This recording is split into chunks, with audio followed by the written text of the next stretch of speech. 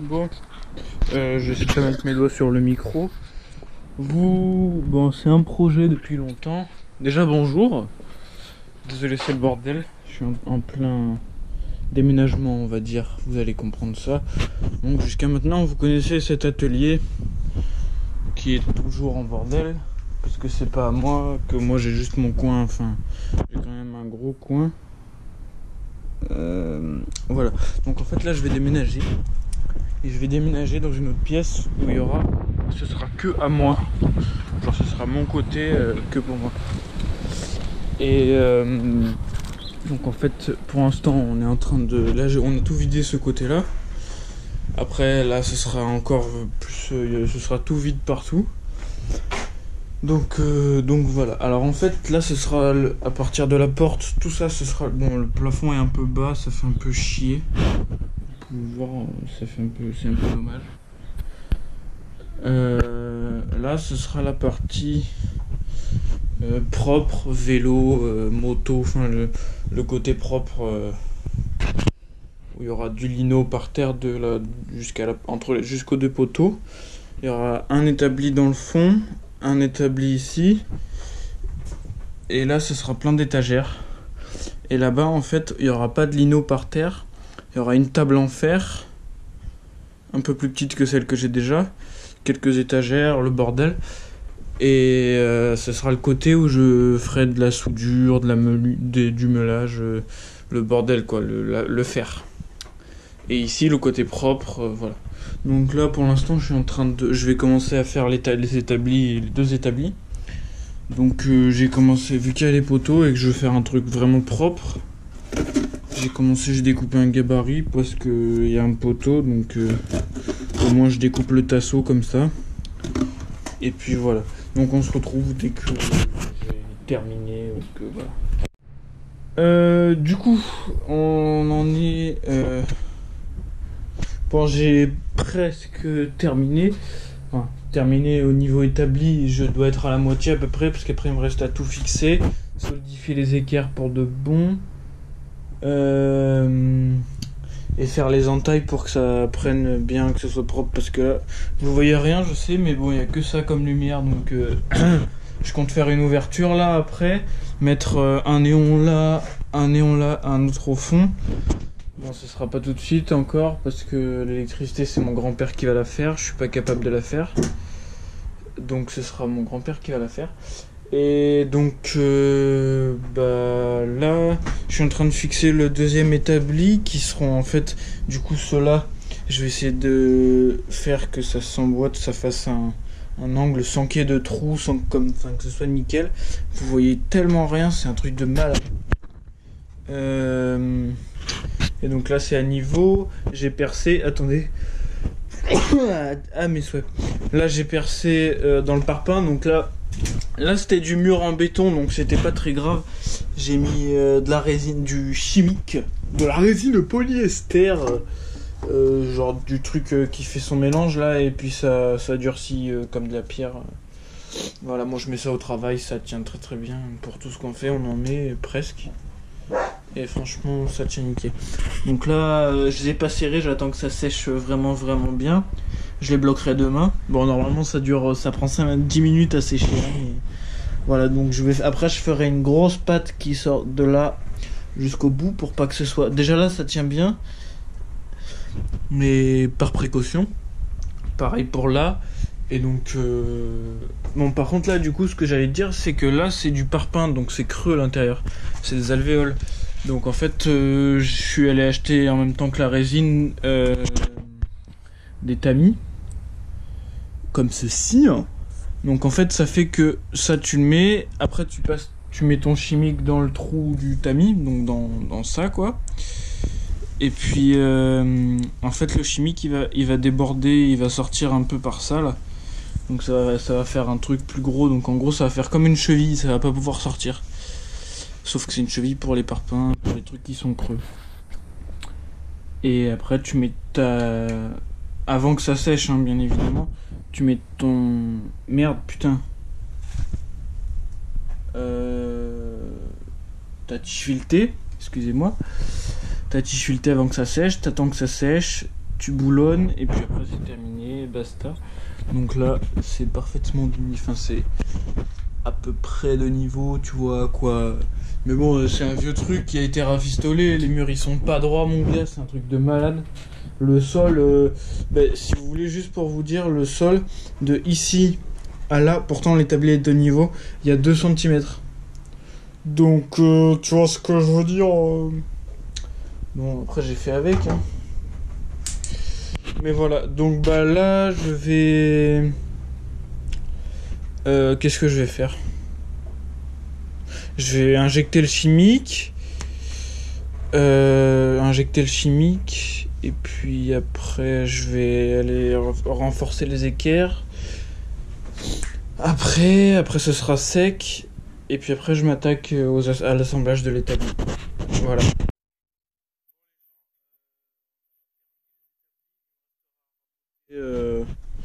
Parce que c'est pas totalement... Enfin, ouais, il y a quelques merdes à faire encore, mais ça je le ferai à la fin. Je vais attaquer les étagères là.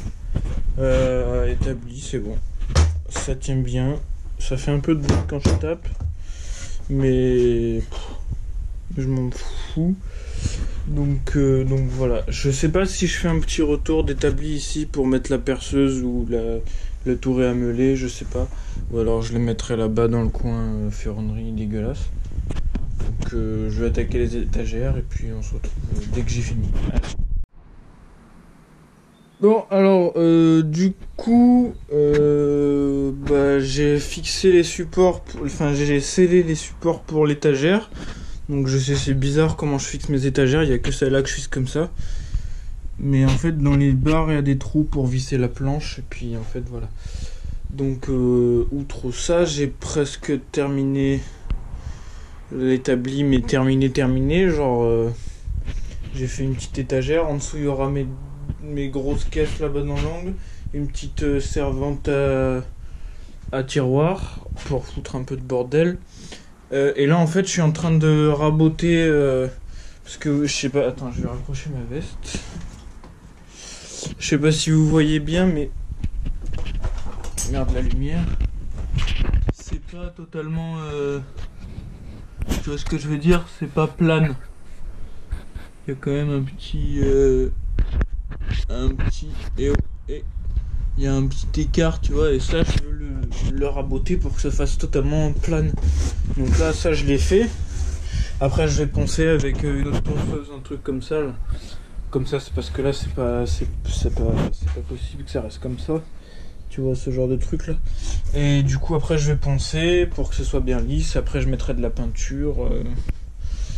Et puis je ferai 2 petites étagères là, une pour ma petite caisse de vélo. Et là pour un peu de bordel aussi, enfin du bordel, enfin voilà. Après plus tard quand j'aurai le temps, parce que déjà il faut finir la partie qui est là-bas aussi, quand on n'en parle plus mais il faut la faire, hein. Je voudrais faire donc plus tard je voudrais péter 2 ou 3 parpaings là pour faire une petite fenêtre parce que on se croirait quand même dans une prison. Et donc voilà, je rabote et après ce sera presque terminé. Bon, voilà. Moi, j'ai beaucoup de mal à respirer parce que ça fait genre au moins une bonne heure que je ponce comme un trou du cul. Donc j'ai bien raboté et tout. J'ai bien poncé tout. J'ai poncé avec du 80, ça suffit, hein. Ouais, technique de blédard parce que j'avais pas de gros papier ponce. Donc allez, putain. Bon, ta mère. Donc voilà, on dirait un bar en fait. C'est vraiment canon. Oui, c'est bon, il y a encore un peu ça là, mais bon, c'est pas très. Après, c'est un établi, hein. Dans 2 mois, il y a des gros coups de marteau dessus. Donc voilà. Bon, après, ça résonne beaucoup quand je tape un peu. Donc, bon, après, c'est pas très grave, hein. Il n'y a pas de voisins. Donc voilà. Là c'est fini pour aujourd'hui, il est quand même 8h. si je vais fixer l'étagère avant d'arrêter. Et puis après demain sûrement. Je ferai demain matin déjà, je vais à Brico Dépôt acheter la peinture pour peindre ça, parce que ça sera pas en gris ou en un truc un peu foncé.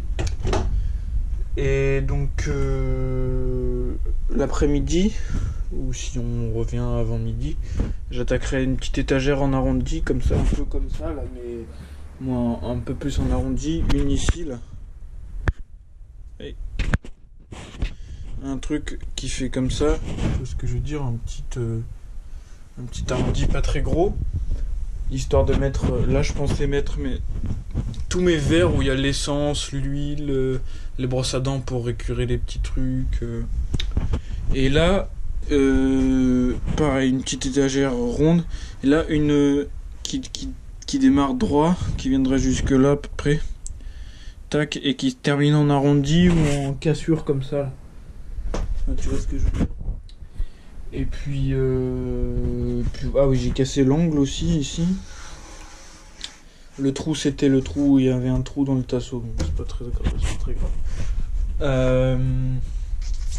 Puis franchement, ça va être canon. Hein. Là, je mettrai ma petite servante rouge.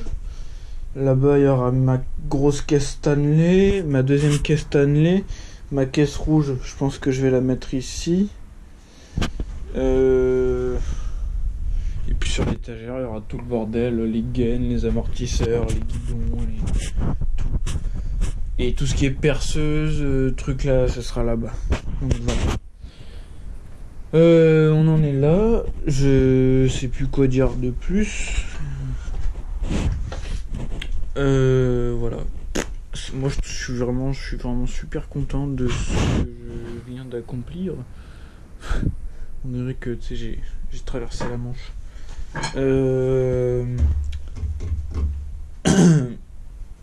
Parce que ça fait quand même à peu près 2 ans que j'en parle avec mes parents, on va dire que je les motive, hein, pour pas dire autre chose,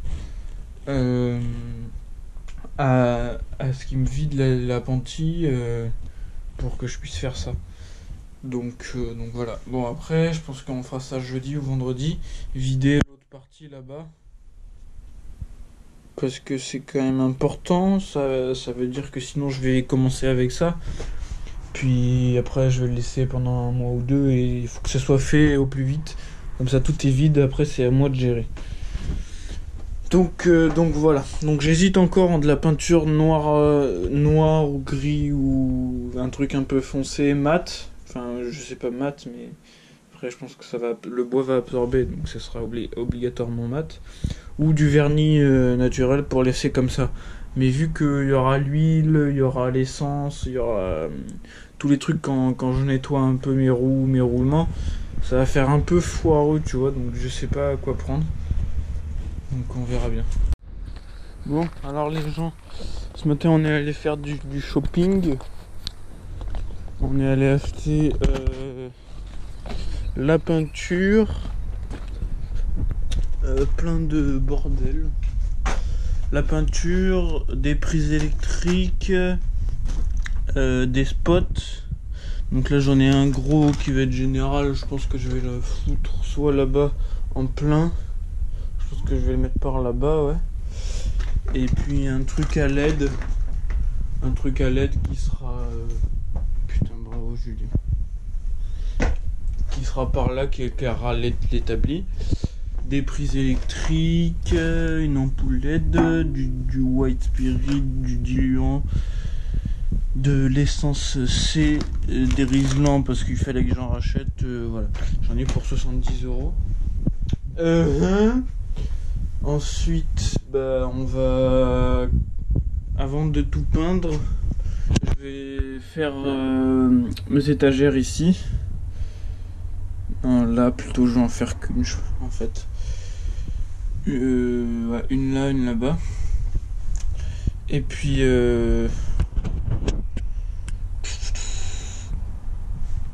après je peins tous les pieds, les étagères, les poteaux, les sorties de poteaux, là c'est tout. L'établi, Après, je passe un énorme coup de nettoyage. Et en attendant que ça sèche, parce que du coup il y aura plusieurs couches, je pose le lino. Et puis après avoir posé le lino, on s'installe. Après c'est de s'installer, on vide là-bas, parce qu'en fait il faut que je vide mon autre côté de l'atelier, parce que c'est juste derrière ce mur. Enfin ça serait plus là-bas. Il faut que je vide mon atelier pour que ce qui est là aille dans l'atelier à la place où je suis.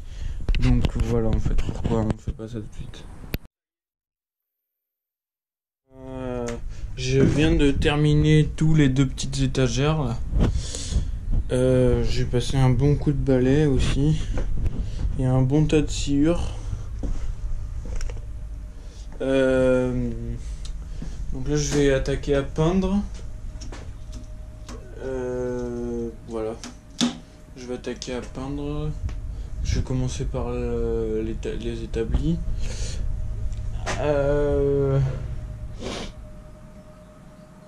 Puis après, il me reste. Je pense que je vais essayer de passer 3 couches de peinture sur l'établi. D'abord, il faut que je nettoie l'aspirateur. 3 couches de peinture sur l'établi parce que c'est du bois, donc ça va bien boire. Donc, de toute façon, j'ai un bon pot. Donc j'aimerais que ça fasse pas que ça boit pas trop, du coup pour que ça brille un peu. Là j'ai pris de la peinture brillante, mais la première couche elle va être absorbée, ça va pas briller. Enfin on va voir. Puis après je pense que je vais peindre ça du poteau, ça et ça là-bas, parce que ça se mélangera avec l'établi, je pense que ça sera bien. Et puis après je mets le lino partout jusqu'à là, comme ça, stop. Et après j'attaque à m'installer. Voilà. Et quand je serai installé, mais je sais pas si je le mettrai dans la même vidéo, parce que ça là-bas c'est la partie ferronnerie, donc enfin partie ferronnerie, la partie fer, là où ce sera le fer quoi. Donc je sais pas si je filme parce que c'est pas trop en rapport avec le vélo, donc le parti en rapport avec le vélo c'est plus à partir d'ici quoi, ce sera plus voilà. Donc j'ai quand même un bel espace, à part que le toit est bas, mais franchement j'ai quand même un bel espace. Je mettrai la moto ici, le vélo appuyé dessus, ou la moto en plein milieu et le vélo sur le mur, on va voir. Et ce dont j'ai peur aussi, c'est la hauteur du pied d'atelier.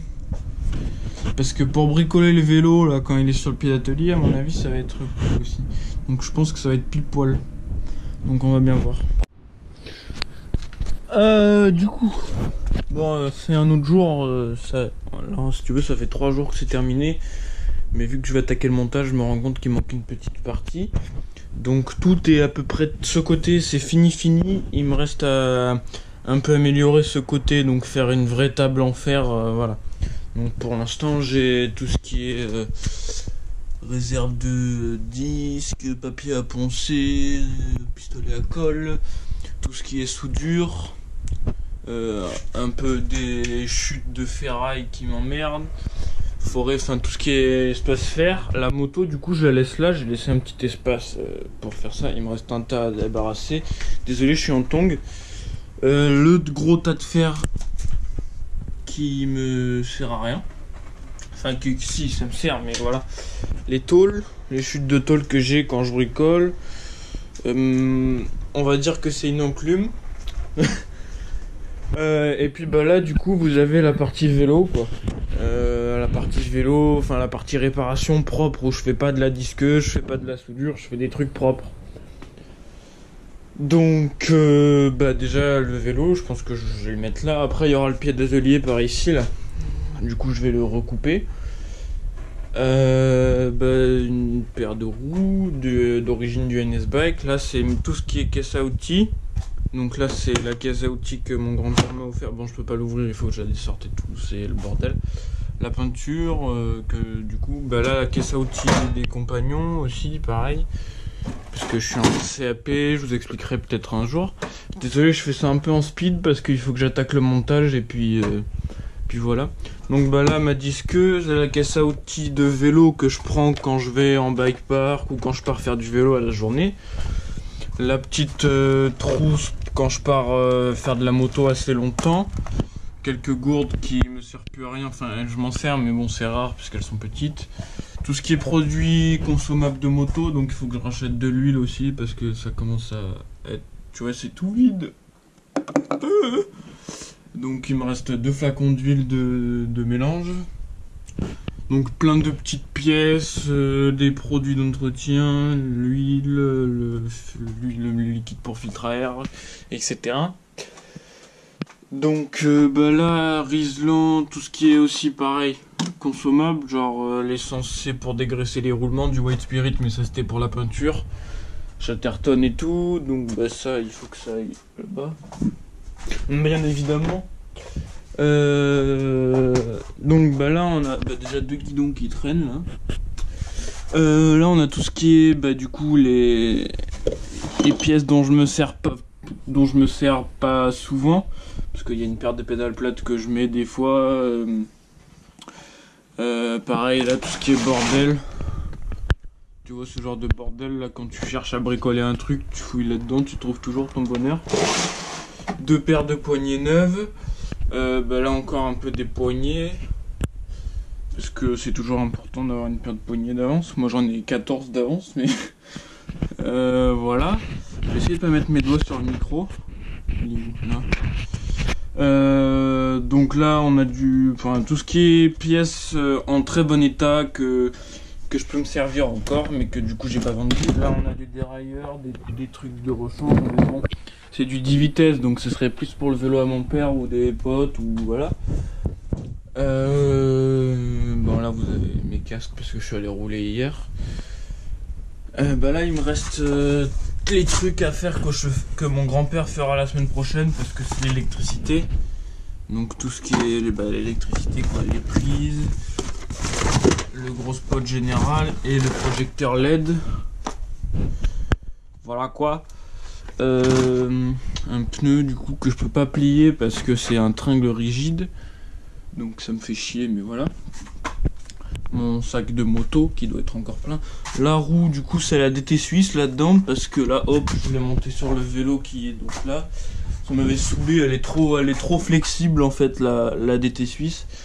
Donc elle est bien, elle est légère et tout. C'est sûr quand je compare le poids avec la Hope, je peux pas comparer mais elle est trop souple en fait la Hope, tu vois, je peux faire du sale sans craindre de tordre la roue quoi.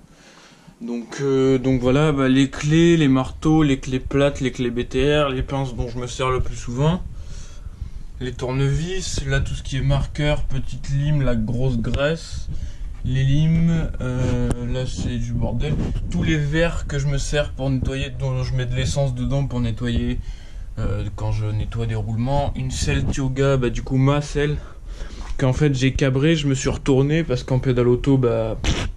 Tu vois, faire des wheelings c'est pas génial quand voilà, donc je me suis croûté, je me suis pété le cul, d'ailleurs j'ai mal au dos et en fait j'ai tordu le rail de la selle. Bon, ça va faire un peu long comme vidéo quand même. Donc j'ai tordu le rail de la selle, donc je l'ai enlevé, je l'ai remis droit, désolé pour le ruban, je l'ai remis droit machin, sauf que du coup j'ai dû l'enlever mais j'arrive pas à le remettre. Donc je sais pas s'il y a une technique, si vous la connaissez, dites-la moi en commentaire. Mais donc bah je sais pas, il faut que j'essaye de regarder ça. En attendant j'en ai mis une autre. Donc j'ai une physique curve, prototype, voilà, un truc en carbone en dessous là. Voilà, bon elle a des fissures un peu, mais bon elle reste quand même confortable. Donc bah du coup là on a tout ce qui est les pneus quasiment neufs, enfin en très bon état quoi, que je garde quand même. Je les ai renroulés pour que ça prenne moins de place. Bah le cadre du coup il est à vendre hein, si vous cherchez un cadre. Voilà. Le groupe bah du coup là c'est le NX que j'ai récupéré du commensal. Donc là il y a cassette NX, dérailleur NX, shifter NX, chaîne 11 vitesses, je connais pas la marque mais c'est une chaîne 11 vitesses, Et puis bah, du coup le pédalier GX Eagle qui est carrément neuf. Parce que du coup là c'est du press fit, donc je peux pas le mettre, vu que là c'est pas du press fit, c'est du 27, et là c'est du 30, ou du je sais plus, enfin voilà, c'est pas compatible. Donc voilà, et puis bah le cadre avec le petit le petit Bushwalt. Voilà, la boîte de la Fox Transfer, quelques torchons. Voilà. Bah, mon petit étau. Et puis bah là, la petite servante dont je vous ai parlé. Eh oh. Voilà. Désolé. La petite servante dont je vous ai parlé. Donc là c'est tout ce que je range. Donc bah là j'ai des amortisseurs. Une tige de sel RockShox Reverb qu'il faut que je purge. Allez, une paire de freins SRAM Guide qui freinent, qui sont nickel. Donc du coup si j'ai un problème avec les hops, j'ai soit les Magura, soit les SRAM Guide. Encore un amortisseur à ressort en dessous. Encore un amortisseur au fond là-bas, mais c'est un amortisseur pour le vélo à mon père. Là on a une selle, des disques, un moyeu arrière qui est compatible avec celui que j'ai actuellement. Là on a tout ce qui est durite, gain et tout, qui ça peut encore servir. Bah là du coup on a le pédalier d'origine du NS Bike, donc que j'ai enlevé parce que du coup j'avais pris le GX Eagle, enfin voilà. Là c'est du GX 10 vitesses, donc voilà. Et puis un Truvative Firex, le dérailleur GX d'origine du NS Bike, une chaîne 10 vitesses, un SRAM X5 d'origine du NS Bike. Là on a deux chambres à air, plein de bordel à déroulement, la pompe. Ah putain merde. Bon, je viens de capter que c'est mon pote qui est parti avec ma pompe puisqu'on l'avait mis dans son sac. Ma deuxième pompe amortisseur. Bon c'est pas très grave. Voilà. Et puis bah là c'est l'étage le plus important on va dire. Donc là j'ai tout ce qui est les couronnes pour le pédalier Isartine TRS. Là le corps de roue libre Hop. Des plaquettes pour le SRAM Guide Air, donc voilà, des plaquettes pour le vélo à mon père, une chaîne en 10 vitesses mais elle me sert plus à rien, enfin pas à grand chose puisque je suis en 12, des trucs de gain, des câbles de dérailleur neufs, des chaînes GX Eagle parce que ça sert quand même d'avoir une chaîne, j'en ai pas qu'une mais voilà j'en ai trois d'avance parce que je suis tombé sur une affaire. Elles sont neuves, hein. Donc voilà. Bah là on a tout ce qui est un peu le bordel. Donc là c'est les factures importantes qu'il faut que je garde. Le liquide tubeless, de la poudre de graphite, tout ce qui est... Bon à la base c'est pour les serrures et tout, mais voilà. Là j'ai un petit truc où je range du bordel. Putain ça fait déjà 10 minutes que je parle. Je vais essayer d'abréger un peu. Là où je range du bordel, donc un jeu de direction, une patte de dérailleur, un truc de jeu de direction, des bacs d'amortisseurs, des convertisseurs d'axe pour la roue Hope, ça c'est pour du 9 mm, des roulements de biellettes neuves, des bacs d'amortisseurs et des trucs pour boucher le cadre commensal. Donc voilà, c'est terminé. Bon les clés encore. Voilà, c'est terminé. Je vais vous faire un plan quand même. Donc bah là du coup vous avez l'espace fer qui restera encore à aménager. Et puis l'espace vélo qui est carrément très propre. Franchement je suis vraiment super content. Donc voilà. Allez ciao.